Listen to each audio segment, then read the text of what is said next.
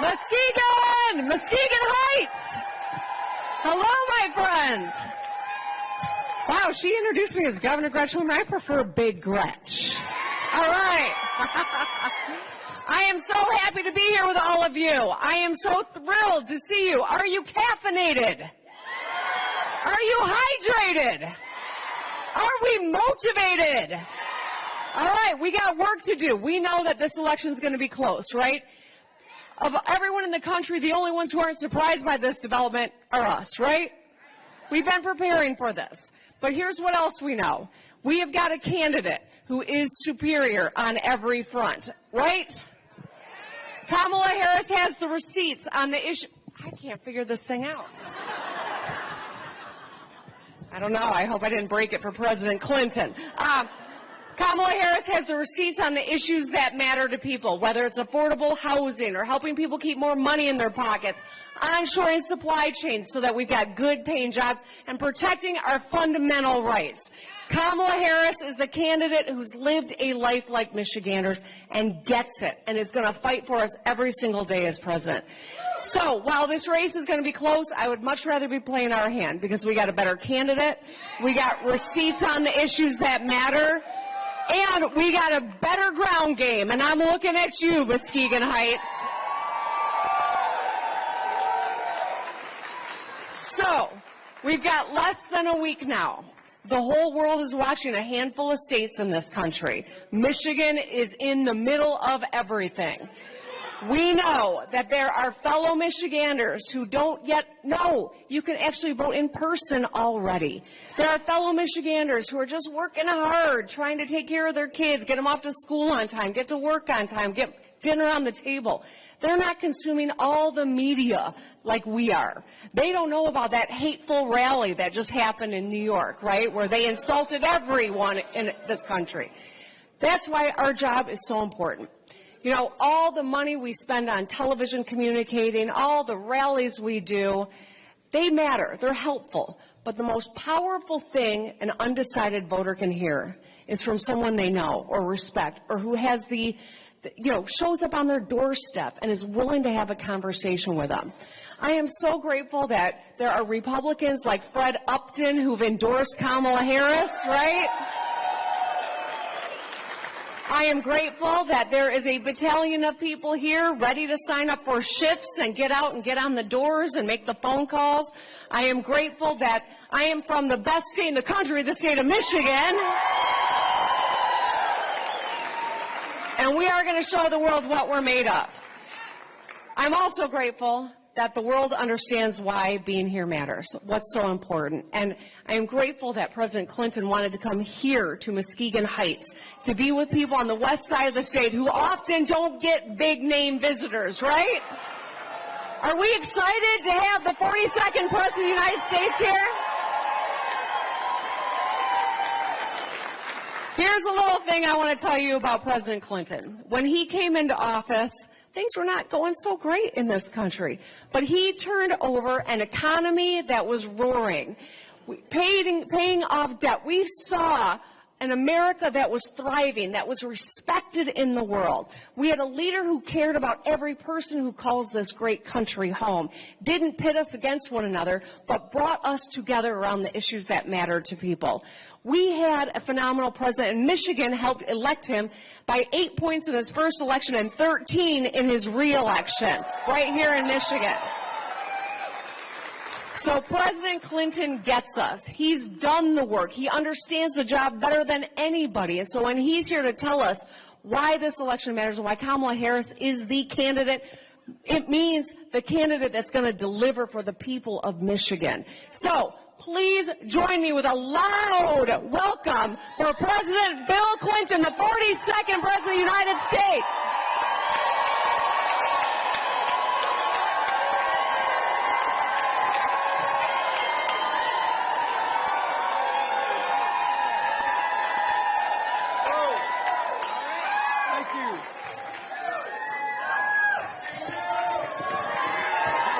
Thank you.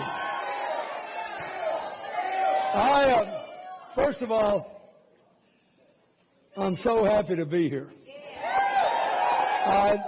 will never get tired of thanking Michigan for voting for me twice.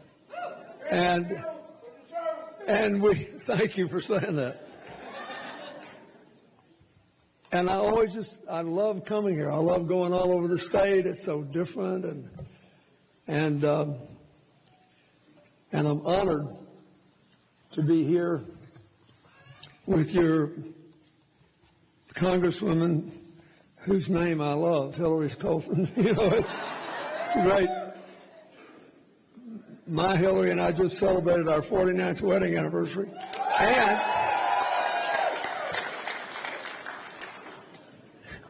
and she reminded me of why I think Gretchen Whitmer will always be a great governor. I said, you know, we've been together 49 years. I think I'm about to get the hang of it. And she said, you're doing better. And I thought that's a classic example of why women have an extra responsibility gene, as Hillary always says. And Gretchen Whitmer has it, and so does Kamala Harris.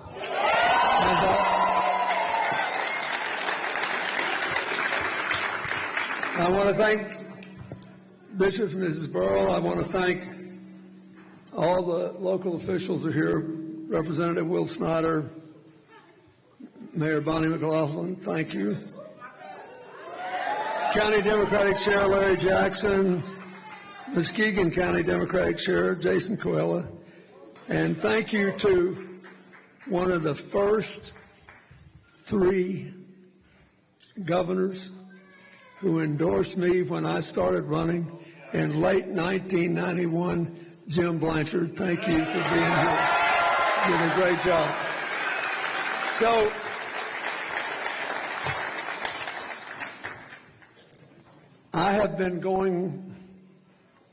I spent 4 days in rural South Carolina, and 4 days North Carolina, and 4 days in rural Georgia. And I just spent a day going around western Pennsylvania. And I'm going to be I think we're doing 5 stops here in Michigan today. And when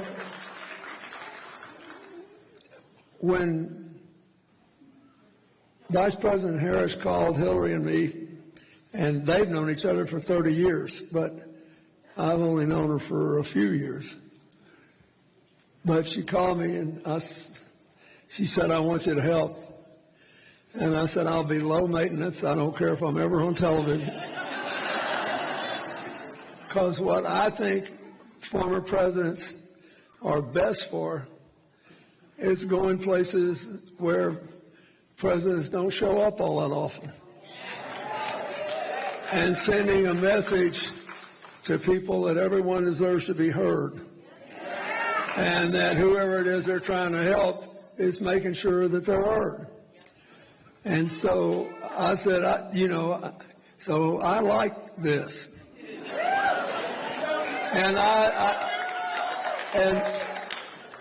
But I do want to say that I decided to do this for only one reason. I don't want anything. I don't want an appointment. You know what I want? I want to assure the American dream for my grandchildren.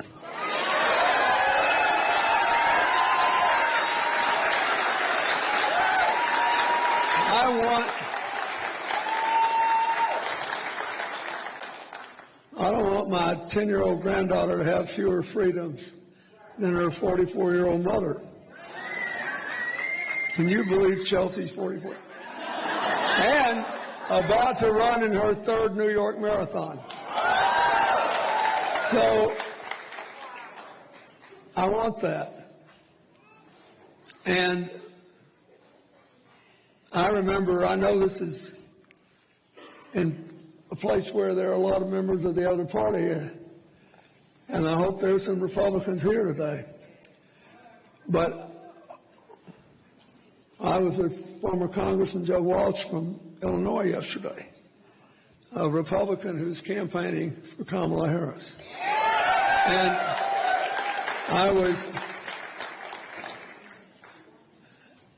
I was reminded of the difference in Donald Trump's roots and Joe Walsh, or even Lynn Cheney. Trump's father hired as his political organizer or guru Roy Cohn, who was Senator Joe McCarthy's main advisor. And Roy Cohn was an interesting fellow.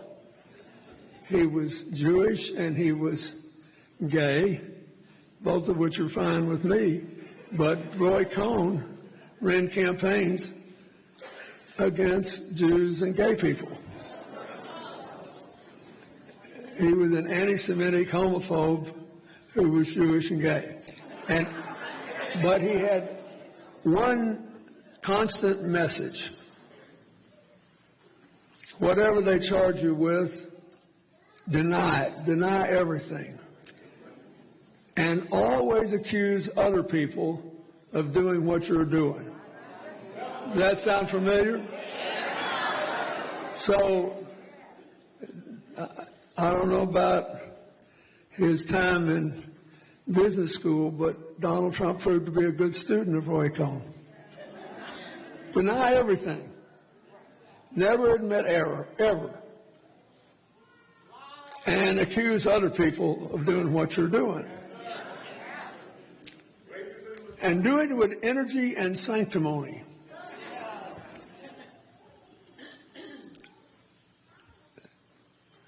President Ford, when he was in Congress, and even before, was more of an acolyte of President Eisenhower, who finally figured out how to maneuver Joe McCarthy to his demise without wrecking the coalition that was his party.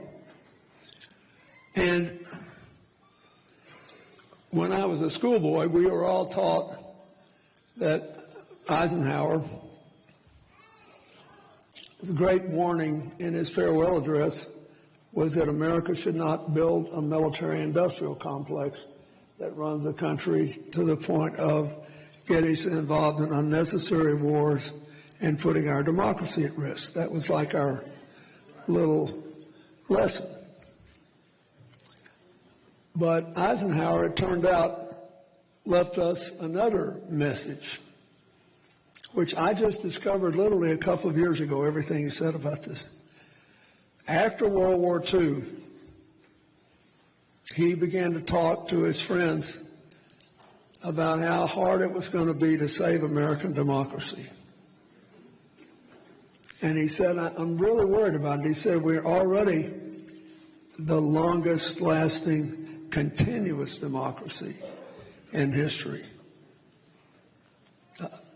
But he said, it just requires so much effort for people in their lives. Look at the lives all of you have. He says, it's really hard to keep up with what's going on and to understand what's a real threat and what's not, and to vote to stay the course that the Constitution laid out. And he said, I just don't know how long we're going to make it. And so here, I think we ought to say to General Eisenhower, President Eisenhower, we don't know how long we're going to make it either, but we're fixing to lengthen our stay in the land of the free and the home of the brave.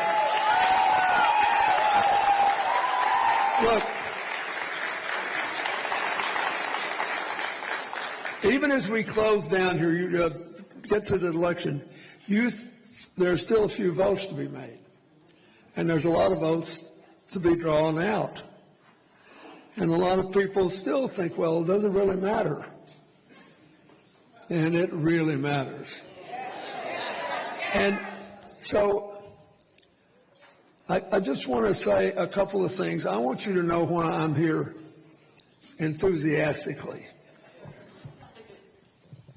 And why I did actually repeatedly ask to go to the Heartland. Because I don't like it when we don't get along, and I don't like it when we are supposed to be mad at our neighbors.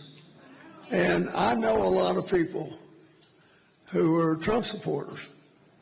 And even in my little town where we're going to give him a big thumping in New York. But I know a lot of them. And it's amazing how many of them have gotten all caught up in all this identity politics and see the rest of us as some sort of mortal threat to them. But the ones I know, they're good people. If you were living next door to them and your house caught on fire, they'd come over and put the fire out and help you get the kids out and do whatever. But they are obsessed with this sense that we are somehow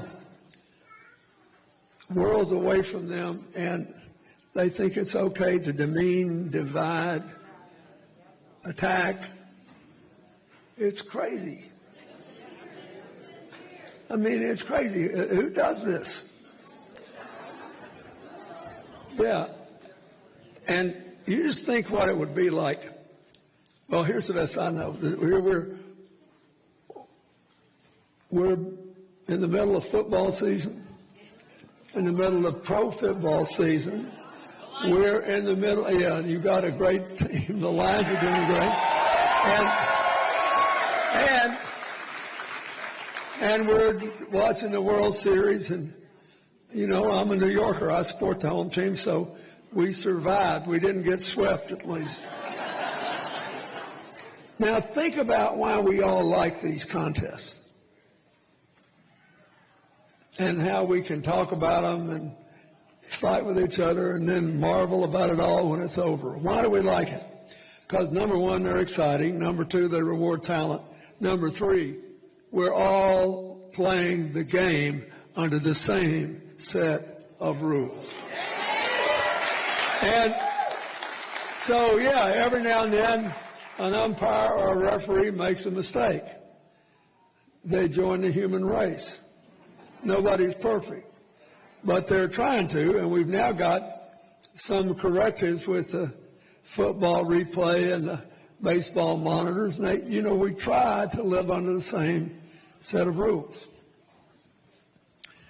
And the only great area of contest where we don't do that all the time is that the modern MAGA Republicans, the last thing they want to do is live under the same set of rules.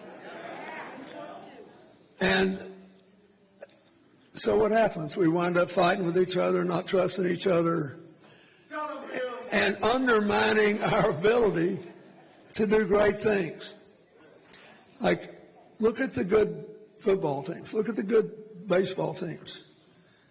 You've got tiny little Mookie Betts, and, you know, great big Aaron Judge and all those other people. Diverse groups make better decisions than homogeneous groups. Don't they? And so I want to make three brief points.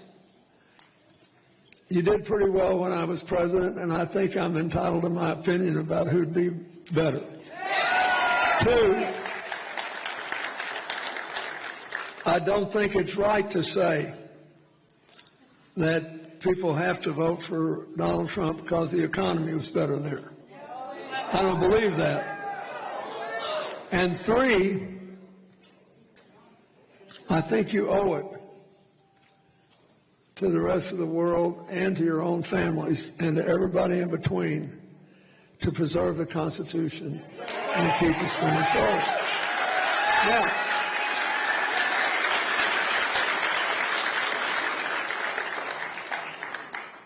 the authoritarian MAGA crowd has made it clear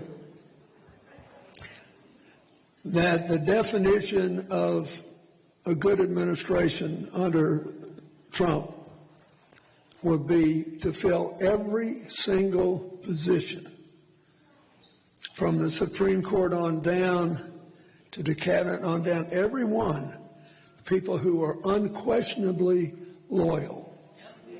That is, when they ask you that old joke line, are you going to believe me or your lying eyes? You will always answer, you, master. They made it absolutely clear.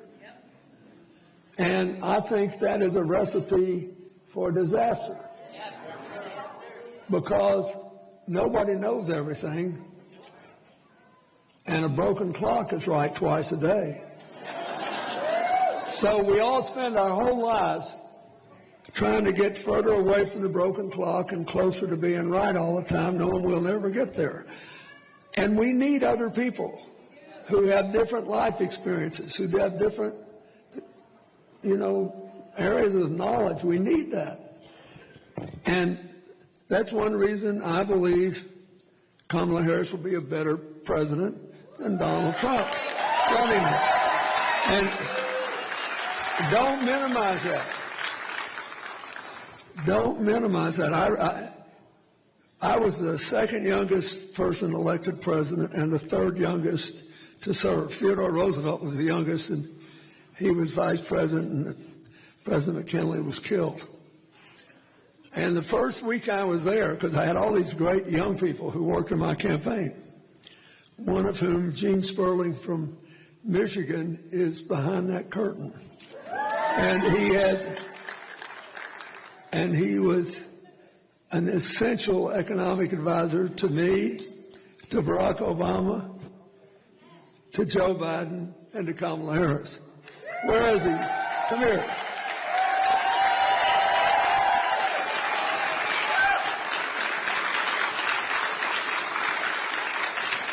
This is enter the deep state the Republicans are always crying about. I used to go running down the mall in Washington when I was young and speedier.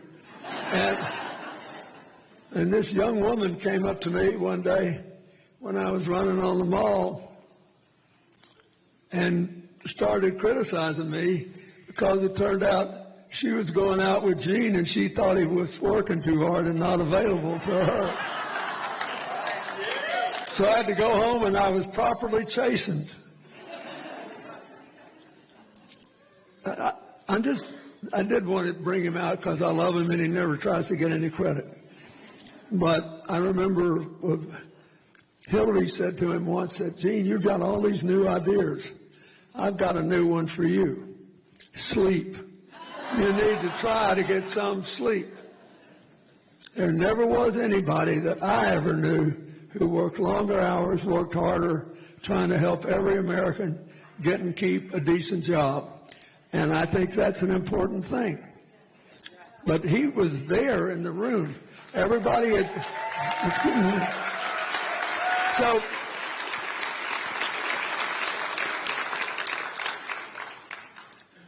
Governor Whitmer has an aide back there named Terry Krenvik who helped me get started when I left the White House. And I was morose when she left me because she was a good golfer and I could learn something from her. My point is, all these people are people, but I got them in the Oval Office. And I said to them, I want the young people here to remember. One of the reasons I got elected is that I was the longest serving governor in the country. So that I might not be from a big state, I might not be super rich, but I have made a bunch of decisions. I have made a bunch of mistakes, and I've made a bunch of good ones. But what I know is, if any one of you in this audience ever come in to see me in the Oval Office and just tell me what you think I want to hear, we might as well shut the operation down and run the place with a computer. Nobody will ever be dismissed or diminished or sidelined for telling me what I don't want to hear. Now, if I listen and we work through it and I still make a decision you don't agree with, the honorable thing is not to backstab everybody you work with. The honorable thing is to resign, and if you do, I will give you a terrific recommendation. And thank you, and tell everybody that you have served democracy well. Trump has made clear that if he gets to be president, there ain't going to be no recommendations for people who disagree with him. Loyalty first, last, and always. The loyalty should extend to somebody who gives you a job, but it is rooted in your loyalty to the Constitution and laws of the United States of America. So that's one reason I'm for her. The second thing is, her economic plan is better than his. It's just better. And they're saying, if you listen to Trump, they basically say, you did well when I was president, and we had no inflation, therefore you have to vote for me. Isn't that what they basically say? And you probably talked to a lot of your neighbors who say that. Well, the first thing I want to tell you is, the reason President Trump had a couple of good years early is that he inherited the tail end of Obama's recovery. And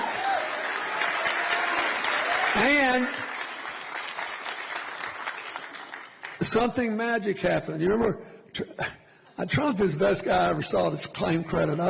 He's the best credit claimer I've ever seen. I mean, you've heard him. I mean, the sun rose this morning. I made that happen. But it rained yesterday. If I had been president, it never would have rained. I mean, you got to give it to the guy. He's really good at this. But here's the thing. When you're used to something good happening or something bad happening, it sometimes takes longer for public opinion, for people to feel and believe that it's changed. For example, we had run deficits since 1969, and every year when I was running for president. And I said, look, this debt thing has got out of hand with trickle-down economics. Interest rates are too high. It's keeping middle-class incomes down. It's increasing poor people's problems, and we should grow this economy from the middle out and the bottom up, and this is how we're going to do it.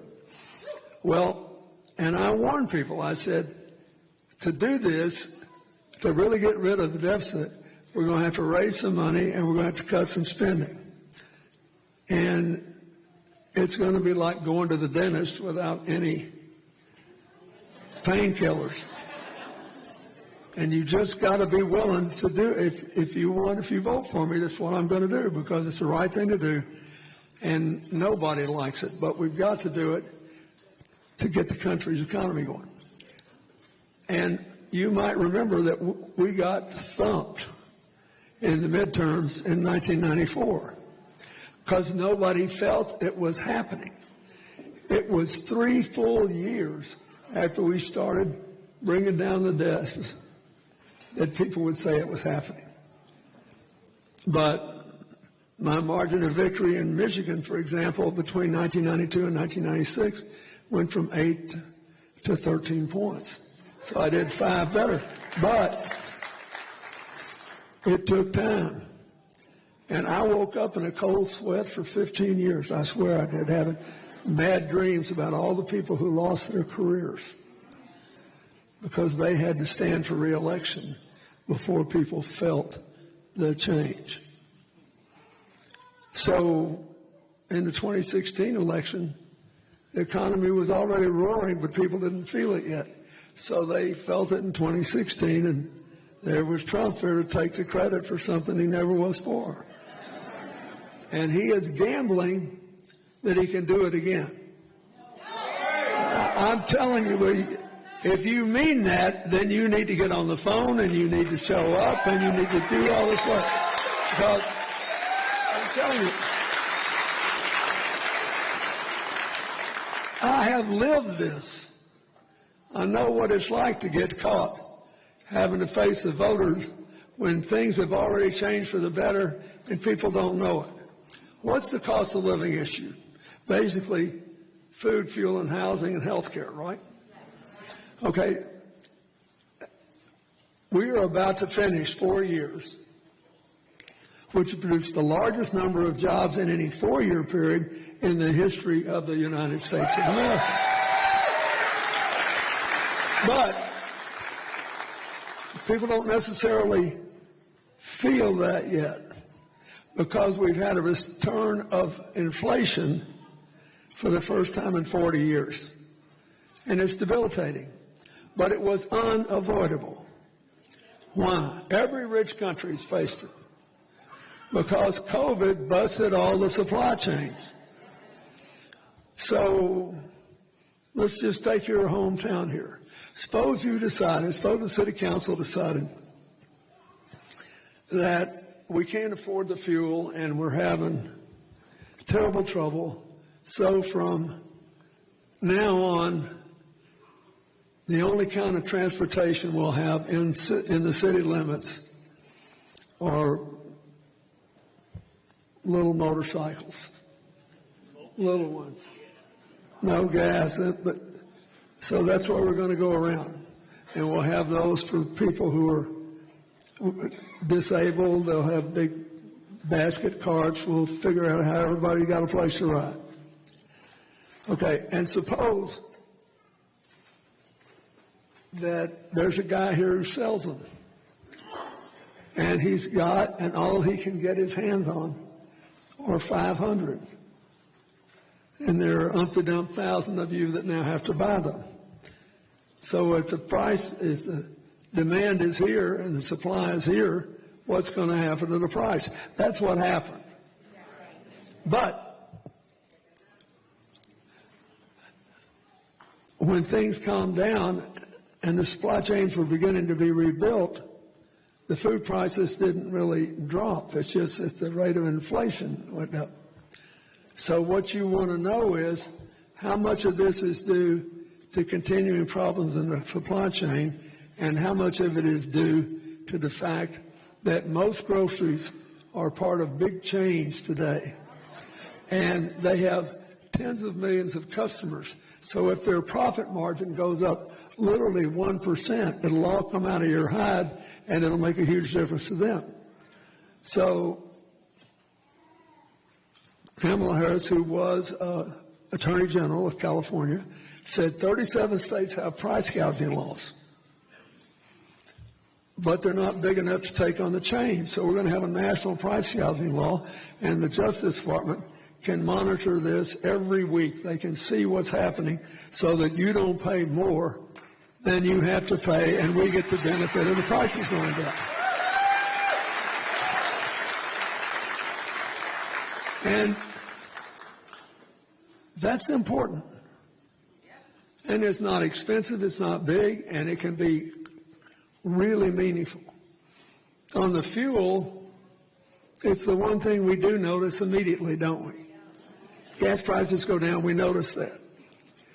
So this is really important. So what's been the Biden-Harris policy? All of the above, essentially,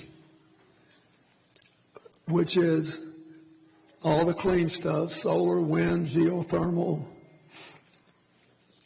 hydro,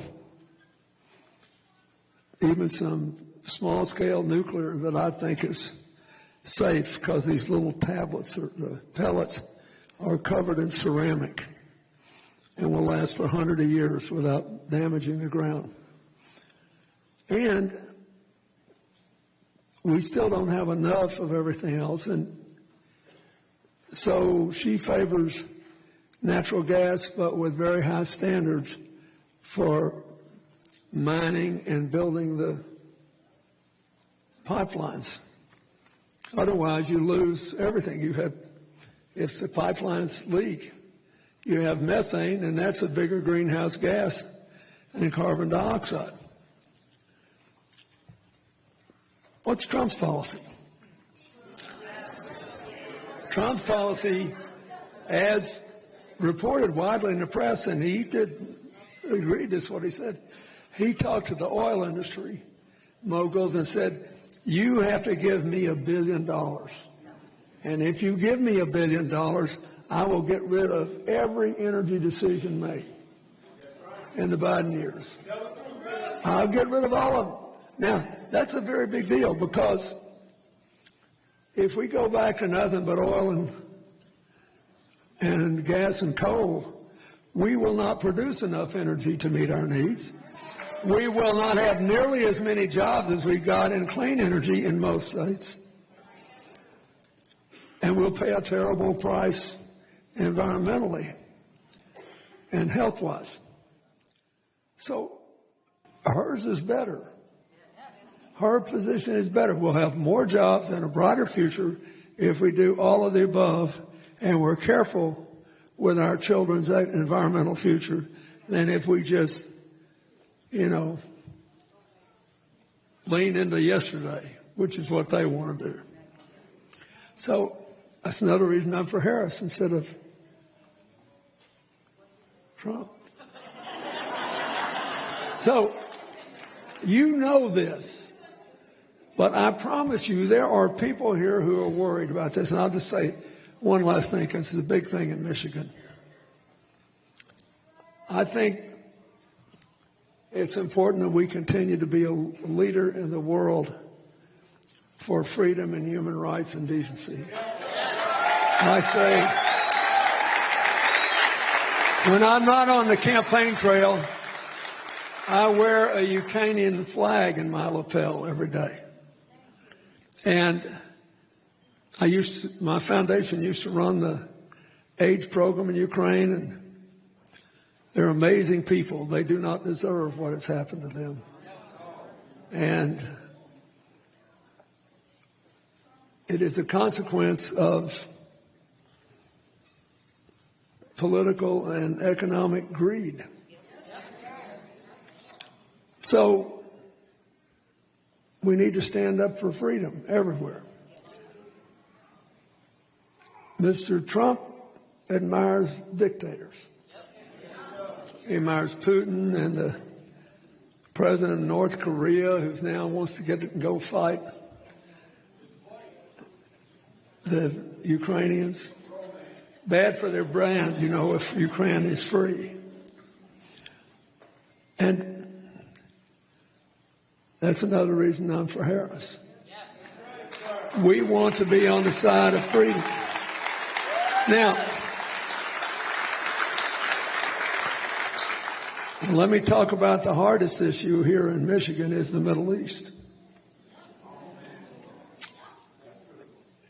And I have to be careful what I say, because there's only one president at a time, and none of us can get ahead of where we're going. But I think we're going to have to essentially start again on the peace process.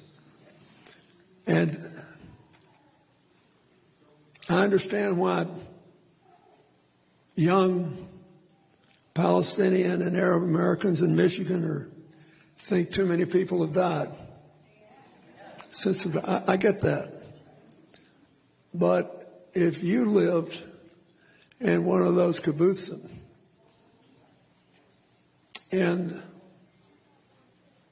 Israel, right next to Gaza, where the people there were the most pro-friendship with Palestine, most pro-two-state solution of any of the Israeli communities, were the ones right next to Gaza.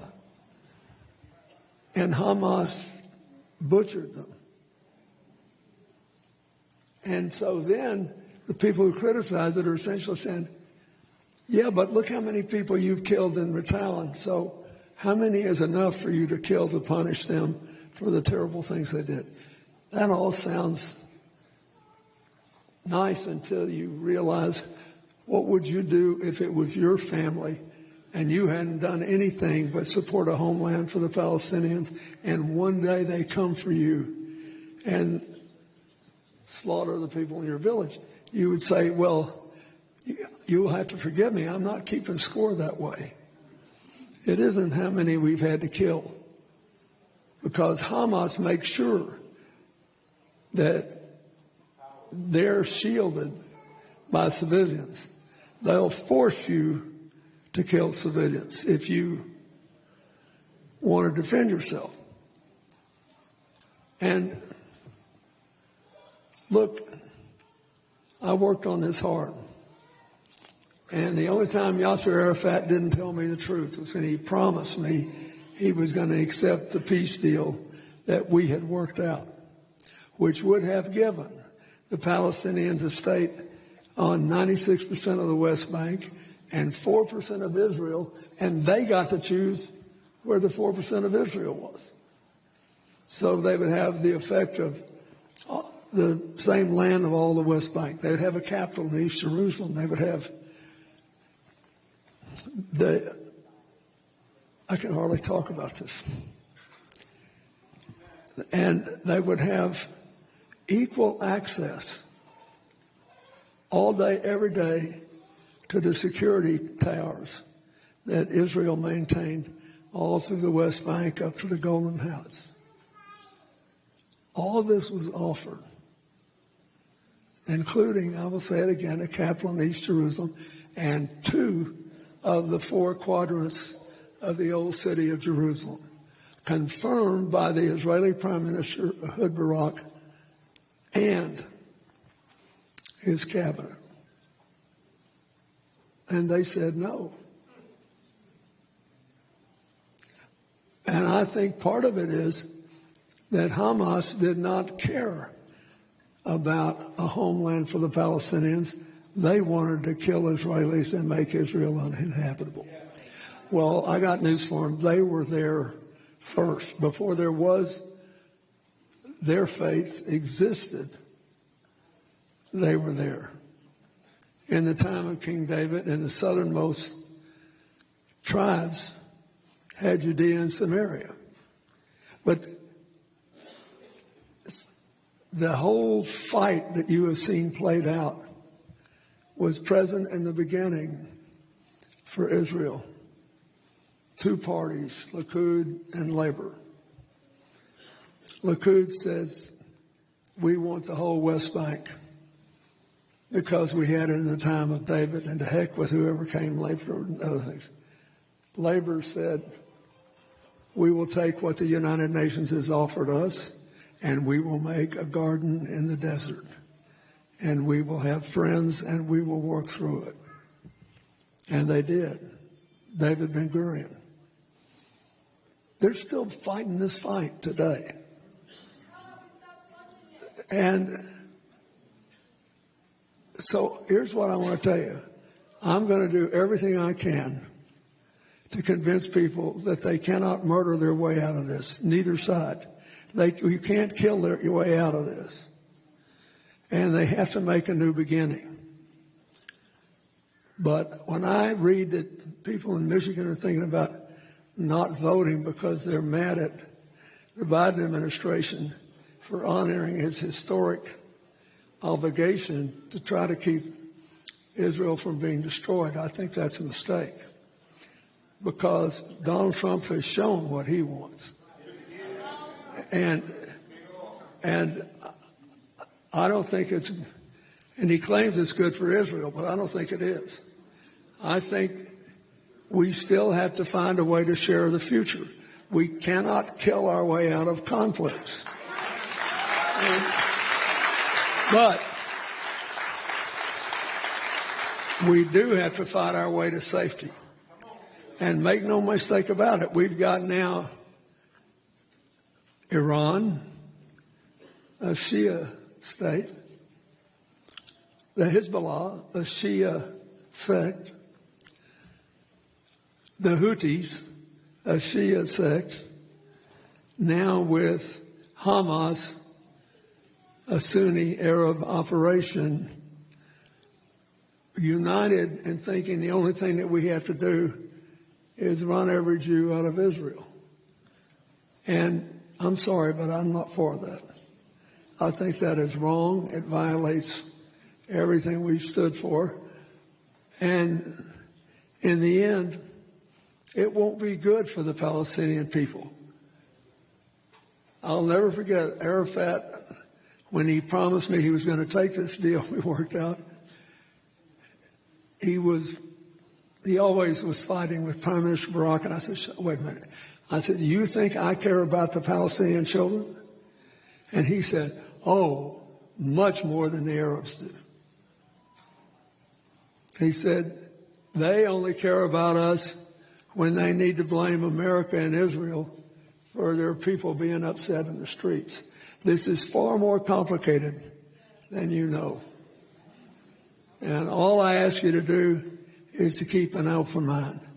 But Kamala Harris has said that she will try to negotiate an end to the violence, an end to the killing, and a new peace process. And that ought to be enough. Okay.